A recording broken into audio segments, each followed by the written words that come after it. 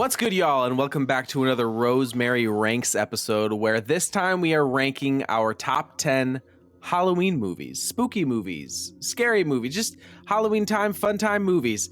I'm joined here today alongside Uncle Kevin and Andrew, the shorthand man Bartlett. How are we doing, boys? Great. Before we started, Kevin, you told Bartlett who he is being for Halloween because, well, actually, let's back up a bit. Bartlett, did you have a Halloween costume planned? Were you going to dress up at all this year? Nope, going to the Bills game. You're going to the Bills game on Halloween. Okay. Well, you could go in costume. How fun would that be? I bet everybody else is going to be. It's a pain in the ass when you're in those seats, though. It's just... If you're just dressed as Chuck Liddell, you can just go. Chuck Liddell, the Bills fan, right?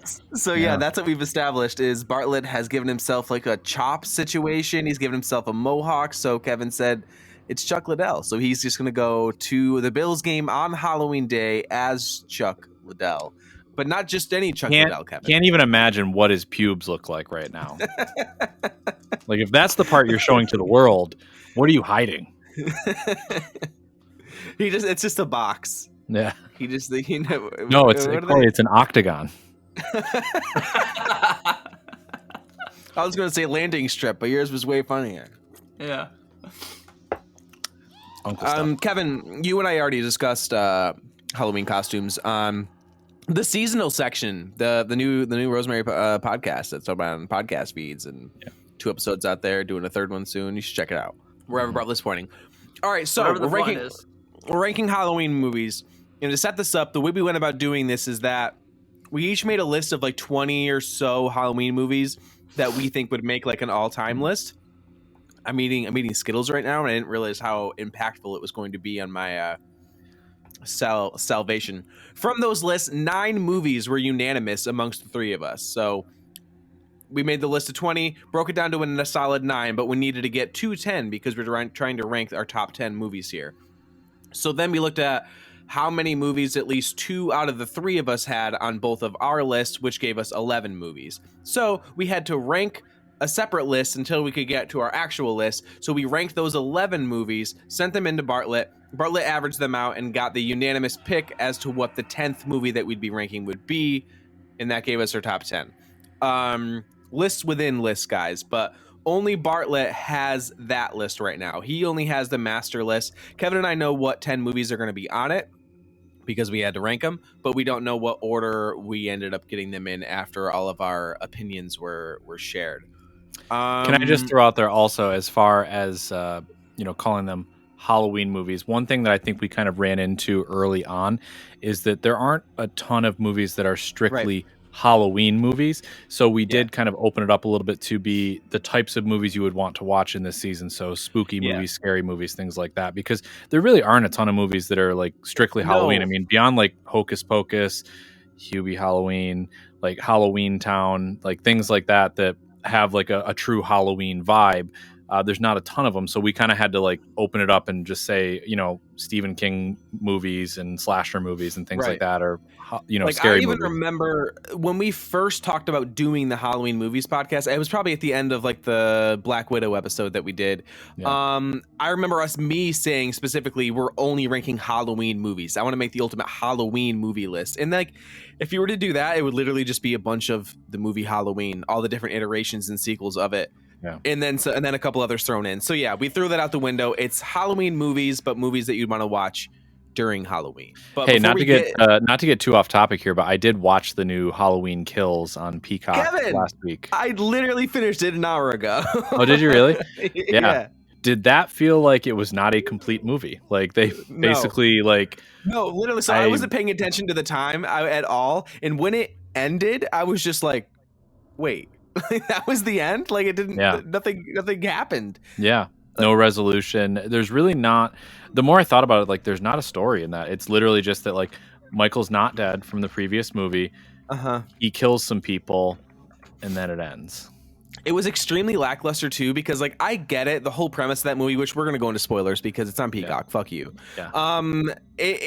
It's like the whole story is just like it's the town versus him. He's been, terrorizing this town for so many years, and it's like it's all of us against him.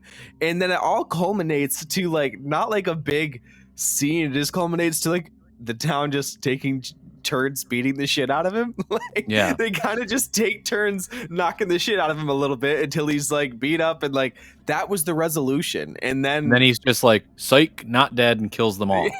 Yes. Yeah. Is there still plans for one more? Yeah, there is one more. So that's the thing, is like, it's supposed to be a new trilogy, right? Yeah, Halloween Ends. So the new trilogy is Halloween, which that one was actually pretty good. Like the one that Danny McBride and right, what's his name wrote, and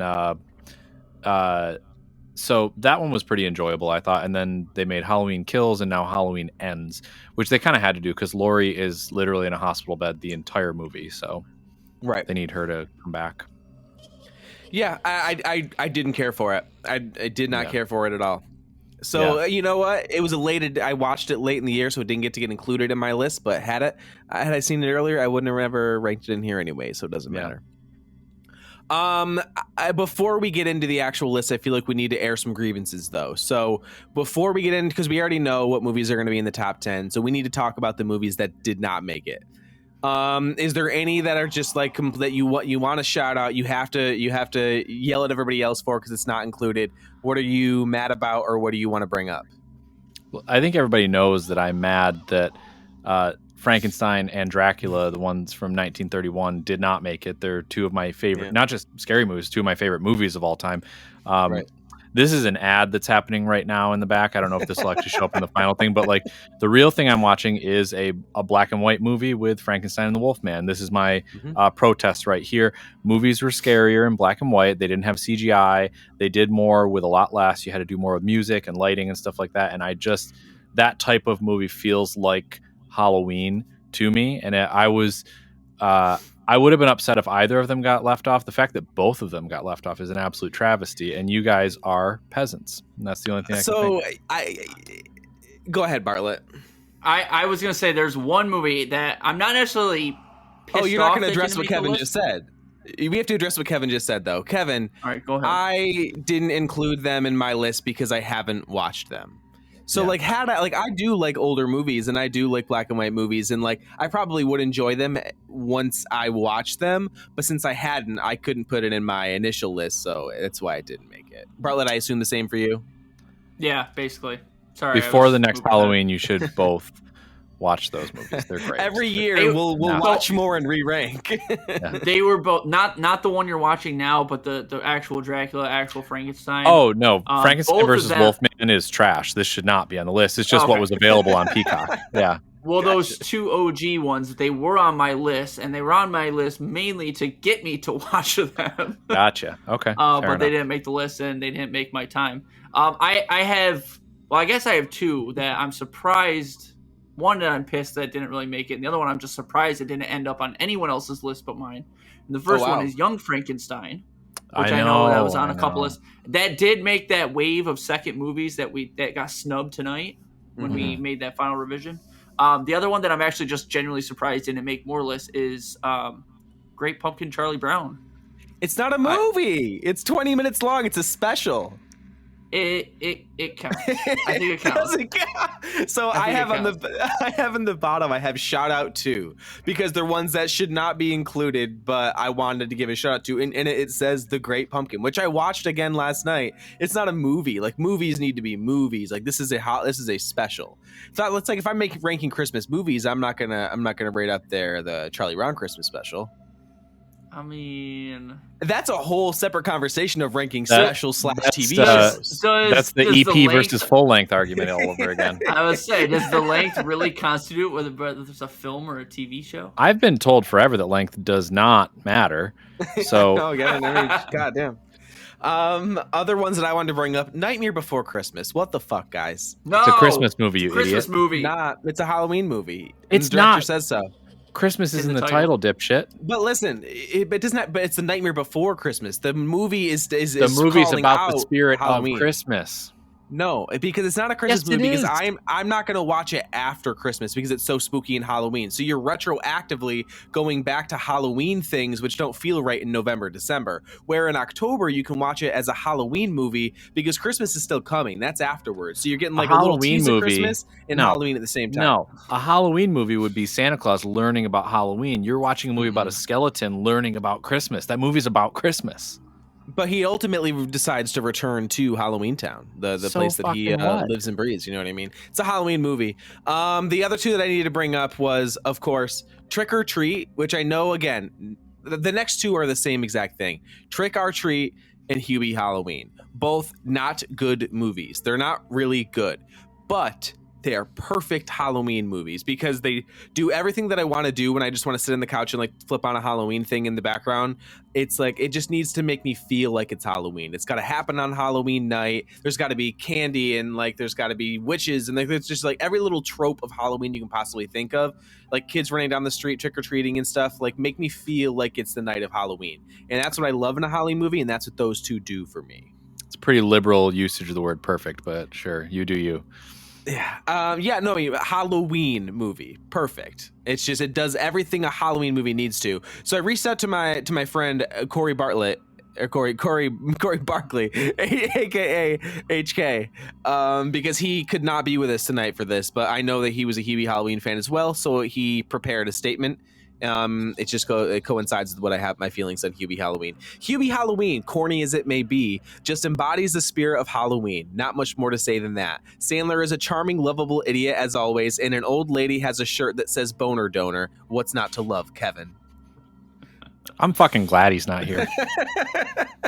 There's the thing. Like I remember I watched it last year when it was released, and Megan and I agreed that's not a good movie. If it wasn't so Halloween feeling, I would never watch it again. But now I'm gonna watch it every year because it makes me feel like Halloween, and that's all that matters. The other two that was just Frankenweenie. I love Frankenweenie. It's so good. And have you guys seen Frankenweenie? No.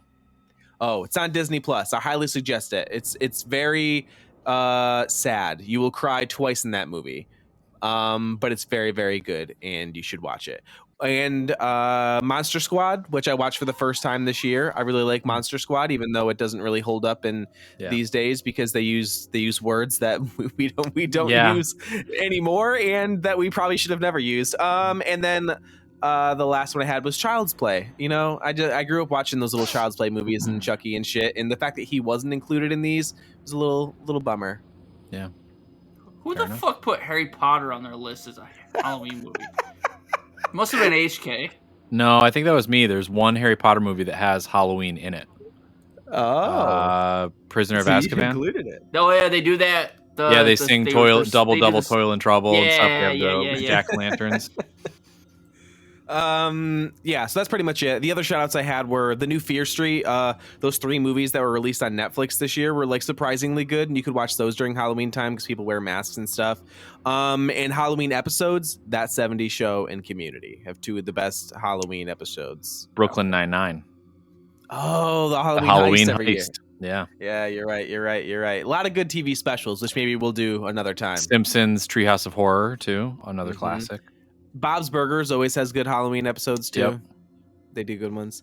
But I feel like if there's any scene that makes me feel like Halloween, nothing gets me like an overshot of a street and just little kids walking around. You see their little bags of candy, and the candy's all fucking moving around in there, and they're hot, their masks and stuff are all clinking and shit. Makes it feel like Halloween. Makes it feel nostalgic. The Halloween episode of WandaVision, you get a lot of that kind of shot.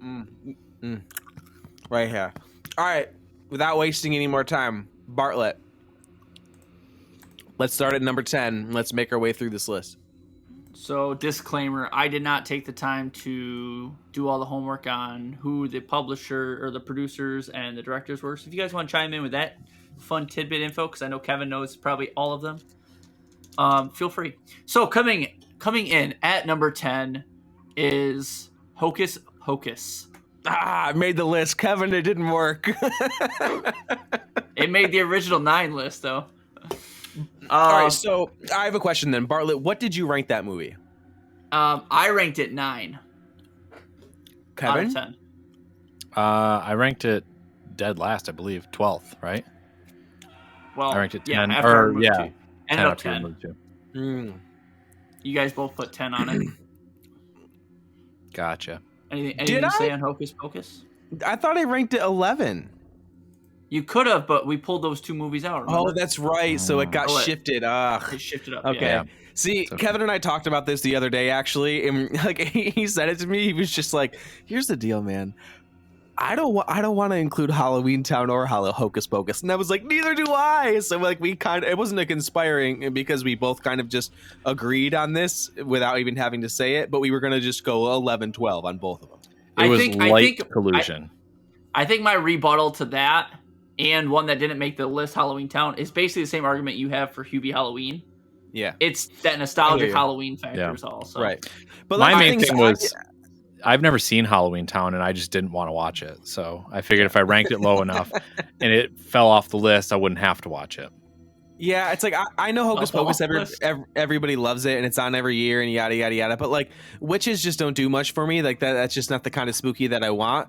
And on top of that, like Kevin said when we were talking about it, it just really feels like a made-for-TV movie. Like it doesn't feel as movie as the rest of these do. Where like I was looking at this list, and it's just like I want to watch all of these every Halloween, and then I got to Hocus Pocus and Halloweentown, and it's like I'll catch them if they're on because again they make me feel like Halloween. But all the other ones I would have put above them. I think this probably says more about me than anything, but the thing with Hocus Pocus for me is that I was pretty lukewarm on it to begin with, and then as it became more and more popular within the last like 7 to 10 years, it just made me hate it more. Like I was probably like in the middle, like I'm okay, like same deal. I'll watch it if it's on, but then it started to like the nostalgia hit for people, and it started getting trendy. Like you could buy Hocus Pocus shit at like Target.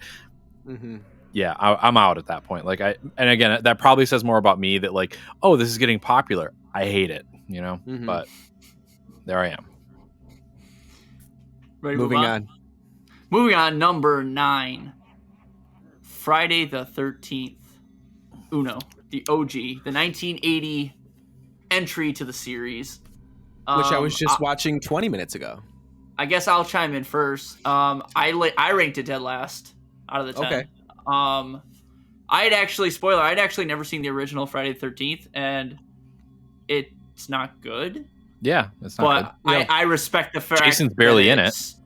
I respect the fact that it spawned a franchise of Jason, right? Mm-hmm. So, but I had to isolate that first film and rank it accordingly.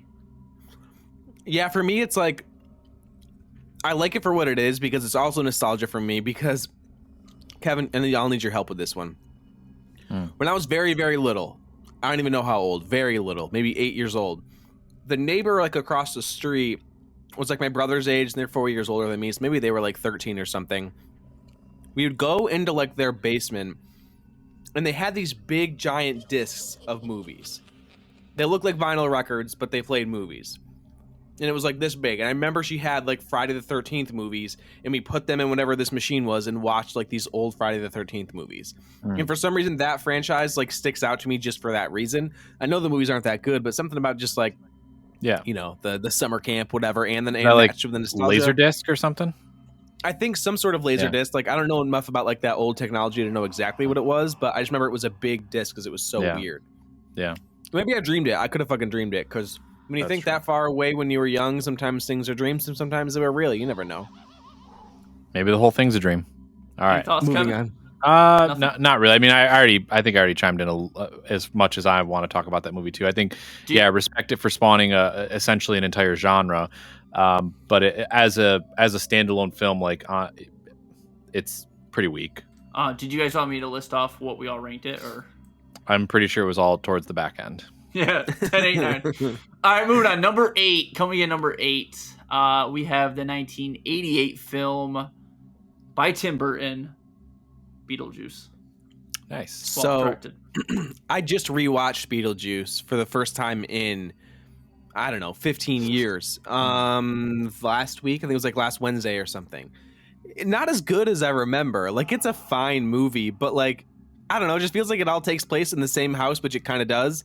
And then nothing really, happens. Like there's not this big thing that it all leads to. He just kind of comes out and helps them. And I don't know. The whole movie's just kind of about he just had to spook them. Like he's just weird and kind of a pervert. And then just comes out and spooks those people. And then the movie's over. And the plot is just kind of weak. And I think it's cool that Beetlejuice spawned like such a character and people are him every year and like whatever. But like, I think we've done like weirdo crazy person so much better since then that like looking back on this character now, it's just like he's kind of meh.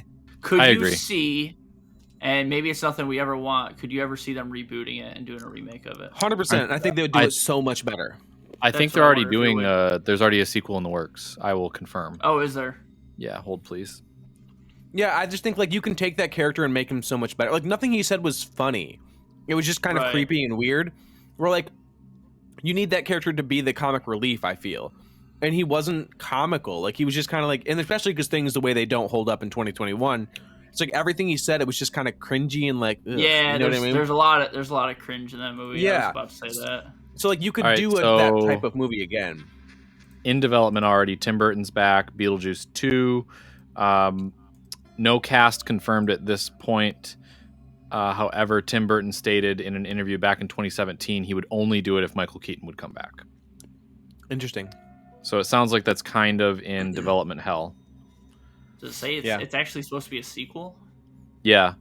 Then that's interesting. 9 months ago, Michael Keaton was in an interview, reportedly wants to make 2 more Beetlejuice movies.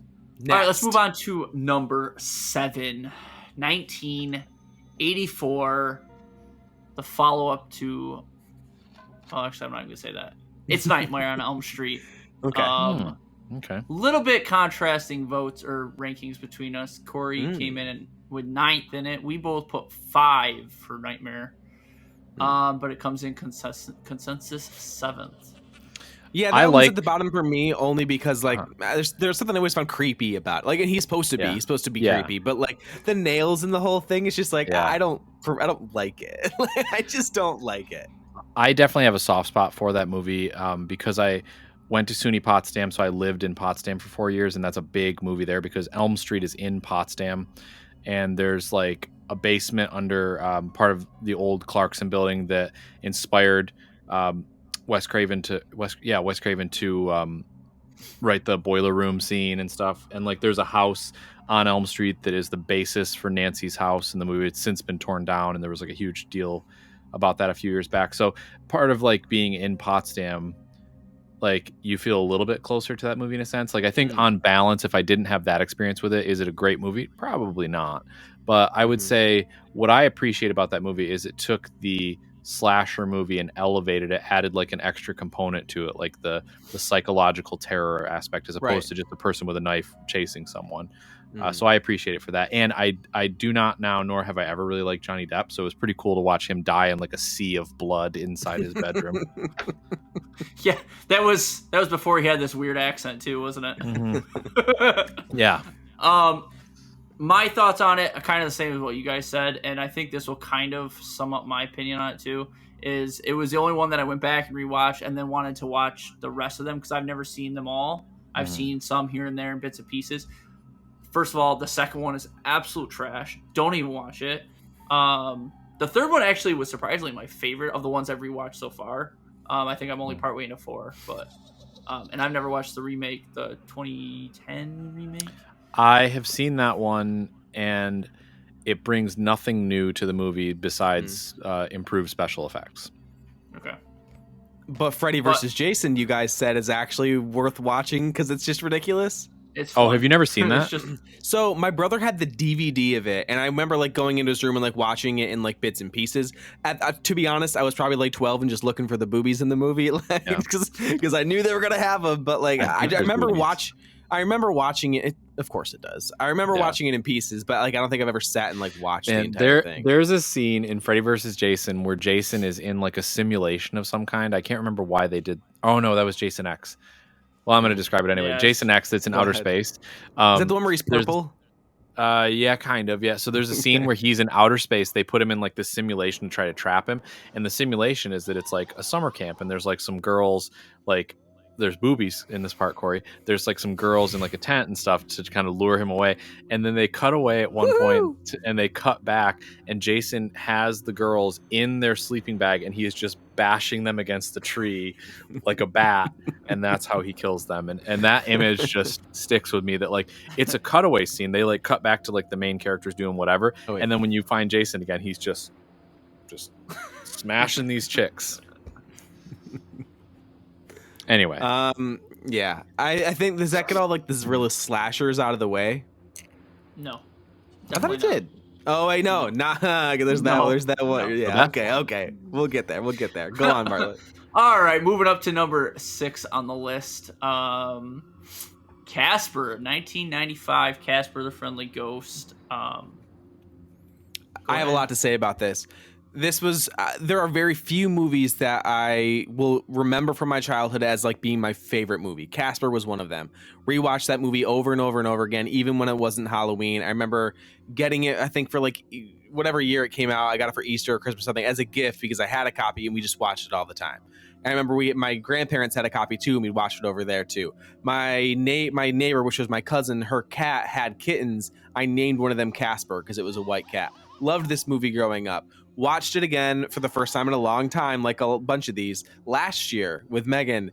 And what really I still really enjoyed the movie. I think it's a nice, fun movie. The part I really, really hate is when she's sleeping and Casper just whispers to her, "Can I keep you? Can I keep you?" Like, what kind of like? It's just the weirdest. Like, he could have said anything else. Like, "I hope you stay," or "Please stay a while." Like, "Don't leave this house." Like, say anything else, but "Can I keep you?" is so fucking creepy. Man, leave the kid alone. Like leave him alone. He died before he hit puberty. He has no game. Savannah and I just watched it again last week, and like you said, we thoroughly enjoyed it. It still holds up for the most part, except for that line. And and we called it out too.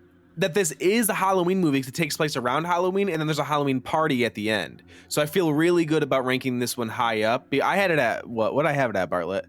You had it at 5. Yeah. Kevin had it at 8. I had it at 4. Yeah. So it's got Christina Ricci in it too, and she's always creepy. It's true. Just in her natural state. Yeah.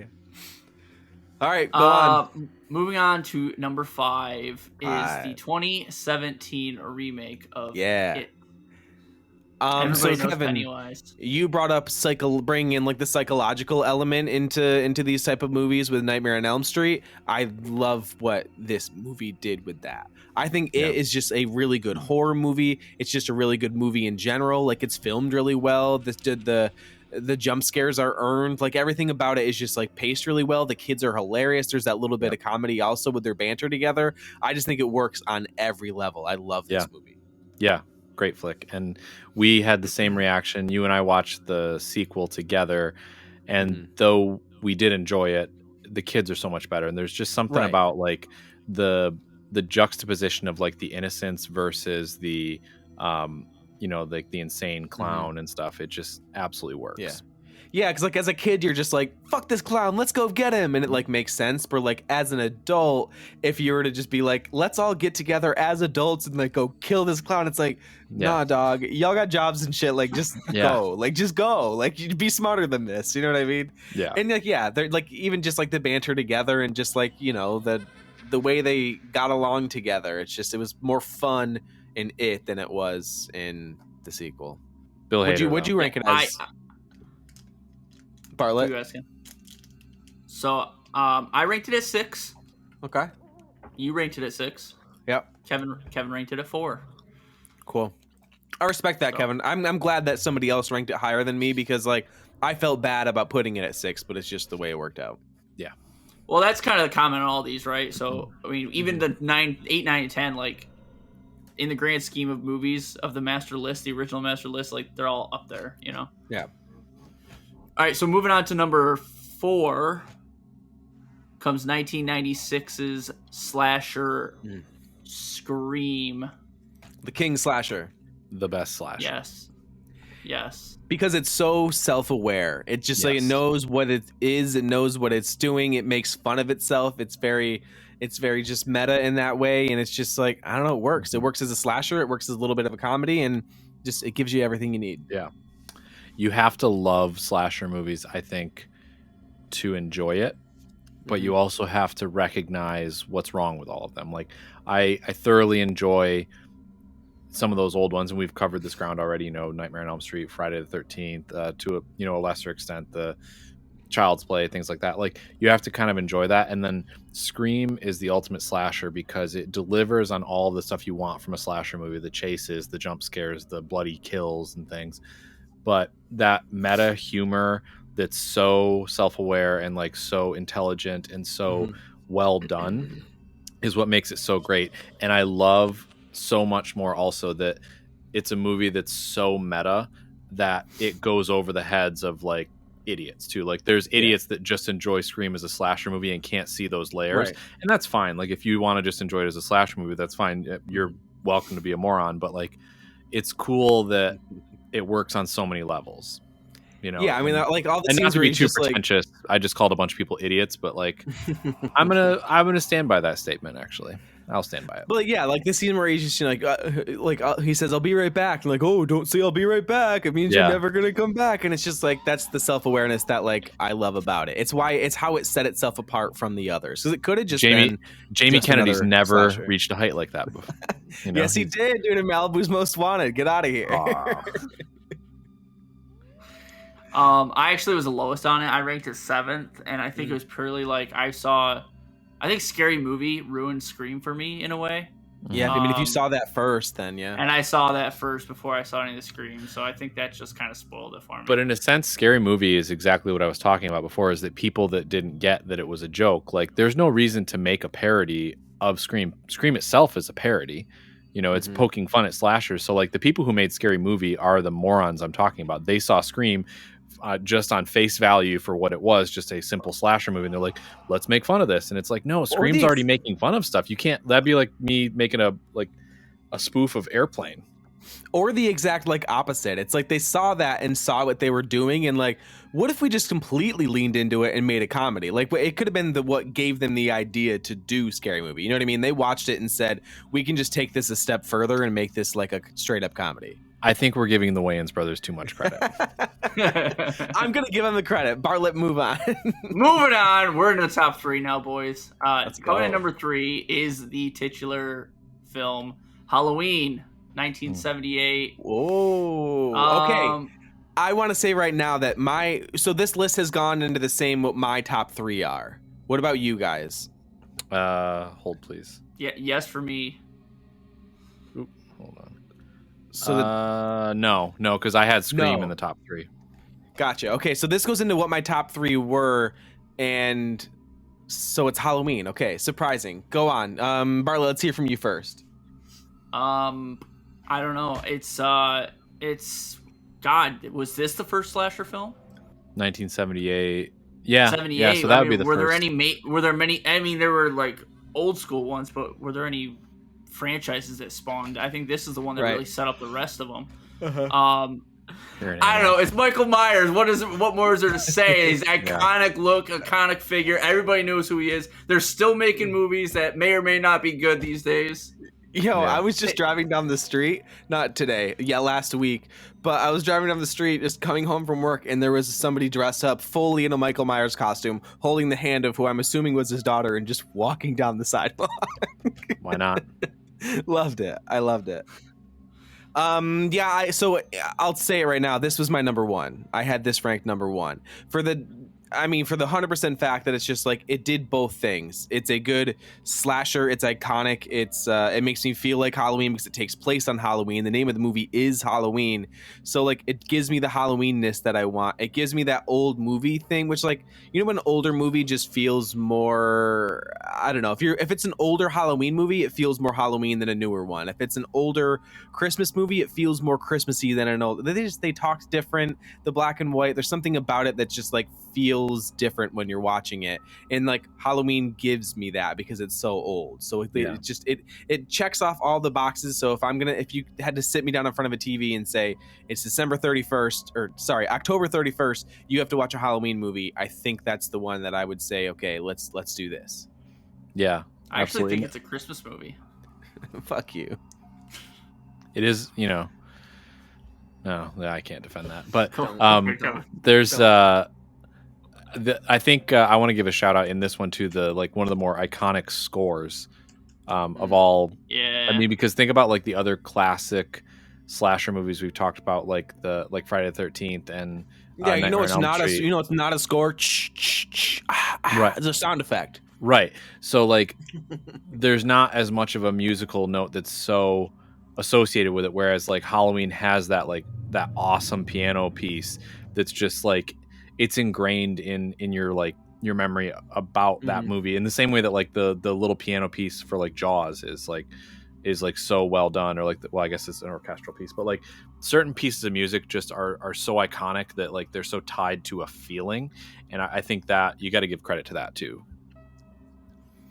Okay, I completely agree. All right, moving on to number 2. We all had it ranked number 2, but who are you gonna call? Ghostbusters. Okay, Nice. so this is. I'm fine with all this. I'm fine with all this because like so when I was doing my list, it came down to these 3, right? And they were interchangeable. So there was just a process in my head as to like how I went about it.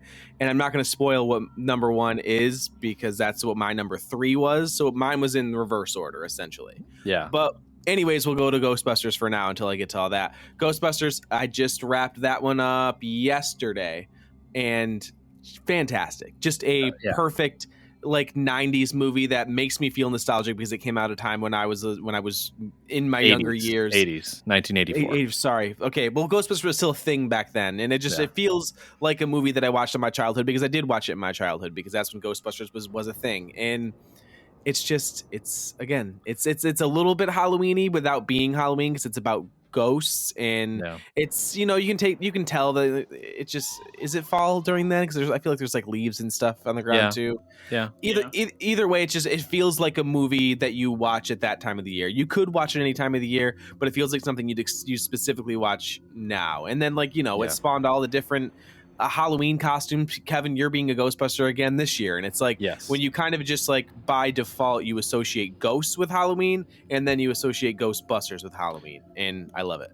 Yeah, it's great. I think it's one of the gold standard movies for me for like a horror comedy, and there's so few true horror comedies that do both pieces so well that it's legitimately scary, legitimately funny. I just love everything about it. Have you watched the movies that made us about it yet, Corey? No, not yet. It's absolutely phenomenal. I mean, to see like the shit they had to go through just to get it made, and all the different versions of it, and how like Bill Murray was not involved originally. It was going to be Dan Aykroyd with John Belushi and Eddie Murphy. Like that was the original lineup, and then John Belushi dies, and so they. Harold Ramis is originally on as just a writer, and then like he gets so involved that they basically have to cast him as Egon, and like Eddie Murphy drops out, and it's like it was insane the things that they wanted to do with the movie that they had to talk him out of, and then the things they kind of had to just squeeze in without the studio knowing. Like a lot of those movies that not to get too deep in the weeds, but like the movies that made us definitely teaches you about what a crazy like Wild West atmosphere like movies in the 70s, 80s, and 90s where they were just making movies by the seat of their pants and like stealing shit and like making shit up as they went along, and that movie is no exception to that rule. And but anyway, just a fantastic movie. I almost ranked it number 1, to be honest with you. Yeah. Again, those my top 3, it was interchangeable. Like and I'm glad that we ended up on those 3 because I'm just happy with however it works out. Bartlett? Echo everything you said. My only question is do the new one that's already out, the all-female cast one, is that worth a watch? I haven't seen it. No, I have not seen it. I mean, I think it's on a streaming service. I just saw it the other day, so maybe toss it on just out of curiosity so that you have like. Sometimes I'll watch something just so I can have an opinion on it, even though I know I'm not gonna like it, and like maybe just do it that way. But it's just it's not necessary. It doesn't add anything. The new one that's coming out with Paul Rudd is not getting good reviews. So it's not. No. Oh, IGN gave it like a 9 or something. Like they loved it. Rotten Tomatoes doesn't have a critic score yet, but every single critic's review right now is rotten. Like has the little green Interesting. splat. Yeah. I mean, Kevin, I think Eternals is a 50 something on Metacritic right now, which does not make me happy. But like I was telling Bartlett before this started, I take that with a grain of salt because like I don't trust like these big movie websites that are reviewing like really, really like classic cinema and alongside superhero movies where I feel like they grade them too harshly, which like I can set my standards and I know what I'm getting myself into as I go into it. So I still think I'm going to love it despite all that. But anyways. Anyway, Moving on to number one. number one. Number one. The Shining. Hell yeah. What was everyone's ranking? Great flick. Number one. Number one for me. Wow. Okay. I mean, I am completely okay with it because I just watched The Shining again last Saturday is when I sat down and watched it all in one sitting. This wasn't when I just like compartmentalized, Kevin. I watched it all in one sitting. Is that on a streaming service, Corey? So I believe that I watched it via Spectrum. So if you have Spectrum TV, you can use the Spectrum app and you go to the on-demand section and it's there.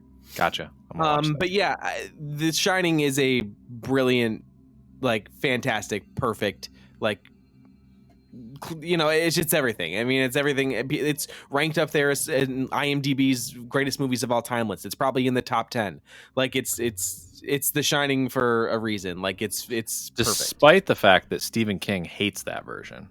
Yeah, I read that as I was watching the movie. I started like doing some research on it and looking things up, and I saw that, and I'm just like, dude, what the fuck? Does he? What movies? What are his favorite movies? Give me Stephen King's top 3 favorite movies of all time, and I'll tell you. Well, no, but Stephen King just hates what they did with his book. Yeah, I know, but I'm just curious why. But I think that's the thing is like he might feel too close to it. I know they changed quite a bit, and so he didn't like a lot of that. And I think part of it is too like when it was being made, I get the impression from everything you read there that he and Stanley Kubrick didn't really get along, like their vision for it.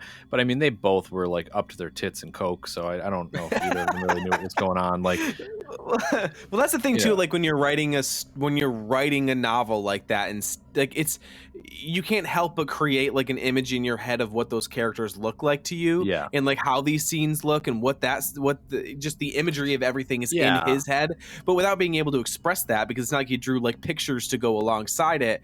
Someone else is going to see something completely different than he does, so they're never going to be on the same page. And you just have to and realistically, it's like The Shining, the book is like that thick. Ooh. Yeah, you know, like you literally can't.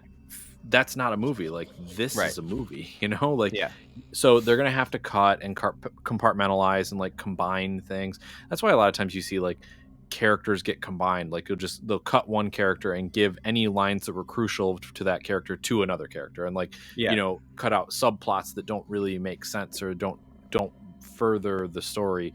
I think that's going to happen either way. And like one thing that I remember that kind of stuck with me from when I was a kid is that like John Grisham has had like a shit ton of his books made into movies, and a lot of times things get changed. And I remember reading an interview with him one time in Reader's Digest, because my dad loves Reader's Digest.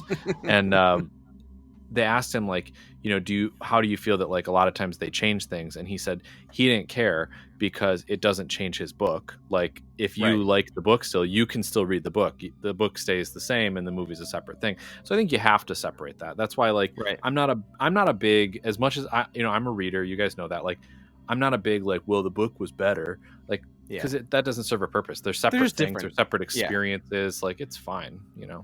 It's kind of like a similar feeling whenever I'm like, they're making a remake of this movie, they're making a sequel to this movie, and they're like, oh no, don't, like it's going to ruin the original. It doesn't ruin the original. The original is still going to be that same movie that you remember. Like Bad Santa 2 sucks. It's a terrible movie, but I love Bad Santa 1, and I think it just holds up as just like a really good Christmas movie. Spoilers for the Christmas episode.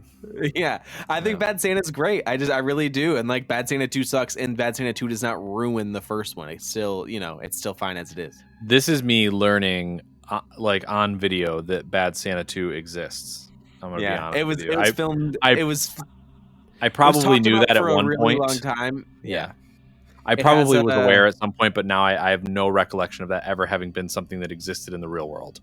Yeah, it's just it's bad. Like it's fucking stupid. Like so the title's not ironic, like the new James Bond movie.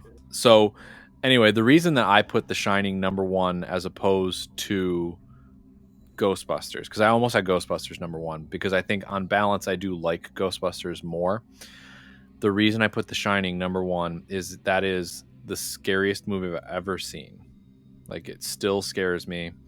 And I think there's some value to that when you're ranking Halloween movies. I think scariness is more important than overall enjoyment. Mm-hmm. If we're just ranking movies, I rank Ghostbusters higher, but we're ranking Halloween movies, so The Shining gets it for me. What say you, Bartlett? Yeah, I was gonna say something similar. Like, to this day, I know exactly how the movie plays out, exactly what's gonna happen, and I still feel the terror. Yeah. And that's what. Yo, that scene when the fucking elevator doors open up and the blood pours out that plays like a few times in that movie, dude, so fucking good. Like, that's just good filmmaking, man. It looks so sick. And like, again, like the movie, it's such a psychological movie because like even to this day people don't completely understand it because I mean the director has never come out and just said like, oh, this is what this means, this is what that means, this is why when you zoom into the image at the end that he's there, like he's never fully explained all of that. So it's just like it's kind of up for interpretation, and I don't know. It's just like, I think it's just one of those movies that's just like, it's classic. We're going to look at it 10 years from now, 20 years from now, 100 years from now as, you know, not only a good spooky whatever movie, but it's also just a good movie. Yep.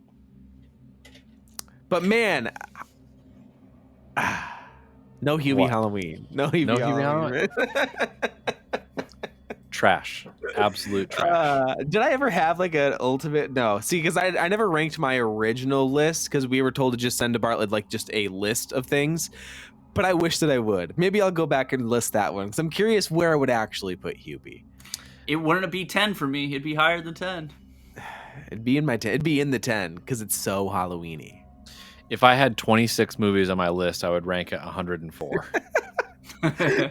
I can't wait. So like, Kevin, you said no, but because you don't want to do this, but Matt and Sean are coming over to watch Hubie Halloween on Friday, and like the thing is with those two is like they love it just as a movie. They think it's hilarious. Like they just think it's a good movie. It's a good Halloween movie. It's funny, and Adam Sandler's great. And I just want to sit back and watch them enjoy it. It's like being the dad of watching two kids open up Christmas presents. It's just like you already know everything that's under the tree, and like you're not going to play with any of it, but you're just happy for that, you know? You know what's really sad? You sent out that group chat message and you said, do you guys want to come over Friday night and play Mario Kart and watch Hubie Halloween? And I was like, I do want to play Mario Kart with you guys, but I'm not compromising on that. I'm not watching Hubie Halloween, so I will pass. I'll play Mario Kart by myself here. First of all, it's Mario Party because the new Mario Party comes out on Friday. Whatever. As with most things in Corey's life, he had the entire plan already set to go beforehand. The little window into what it's like to be friends with Corey is that some friends will say like, hey, what are you doing Friday night? Corey is more like, here's a 7-step plan I have for what I'm doing Friday night. You may join if you want. I'm doing this exactly in this order, though. Yeah, usually by the beginning of the week, I've got my weekend plans like figured out. You know what I mean? I had to go to the library by myself this weekend because I wasn't able to fit into your plan. I was like, I told you ahead of time, we are going apple picking because my daughter wanted to go apple picking, and we were going to go to the book sale after. And then in the group chat, he was like, let's go to Starch for breakfast sandwiches. Then we will walk to the library afterwards, and then we'll do this. And I was like, see, okay, we only had morning because Megan had a shoot in the afternoon, so we only had morning time to fit in all those things. Man, if you could do it all over again, would you get married? It's getting in the way a lot of stuff for all of us. Nice. Anyways, that's our list. You know, number one, The Shining. Who would have thought? It's a great movie. I don't know what dog unicorn. I don't know. Husky unicorn. I found this next to my bed. Husky corn. No genitals. So there's that. So there's not going to be any more of whatever it is. Bartlett, do you get trick or treaters where you're at? We do. Okay, cool. Did you buy the candy already? Oh yeah, and we're prepackaged, the little baggies. Nice. That's my wife. Did you bake cookies and put them in bags so every kid's gonna throw them away? we're not gonna be home for Halloween, so we're just putting the bowl out, and we figured if it's all loose candy, people are just gonna grab a shit ton, and we kind of want to make sure. Bartlett, they're still gonna multiple bags. I know, but if anything, it just makes it easier. Hey, those with parents will say just take one. What's your address? I'm gonna come over and take the bowl and everything. Just take the whole bowl. Yo, Bartlett's not gonna be home. Let's fucking egg his house, dude. Let's DP that bitch. $2. I got a recording of that right there. All right, that's it. That's our list. Top 10 Halloween movies. We'll be back for Christmas movies? Probably. Should we do Thanksgiving movies? No, there's one. Planes, Trains, and Automobiles, right? Yeah, number one. It's literally the only one. So yeah, we'll be back. We're going to do some Christmas movies. Who's going to be on that episode? Who knows? You'll have to wait and see. we'll do a bunch more ranking videos because we gotta touch up. Kevin, before you jumped in, we decided probably in January we'll touch up on Marvel because at that point we'll have Shang-Chi, Eternals, Spider-Man, and Hawkeye. So we'll retouch Marvel sometime in like January so we can re-rank that, and then we got Nice. everything else, Star Wars and Harry Potter and whatever else random things that Kevin and I decide that we want to rank, and we'll have different people coming in and out of all those shows. So subscribe on YouTube, listen to the seasonal section on podcasts, and go to the website rosemary.media. Thanks for watching. Any last words, Bartlett, Kevin? Don't go outside. Happy Halloween, boys and girls, and Don't go outside. Don't trick or treat, guys. Just stay the fuck inside. It feels like a warning that they'd give you right before you die. The boogeyman's don't have out there. sex. Don't have sex. You'll definitely die. That's for sure. When you're leaving your room, don't say you'll be right back. Yeah, definitely don't. All those Halloween tropes. Yeah.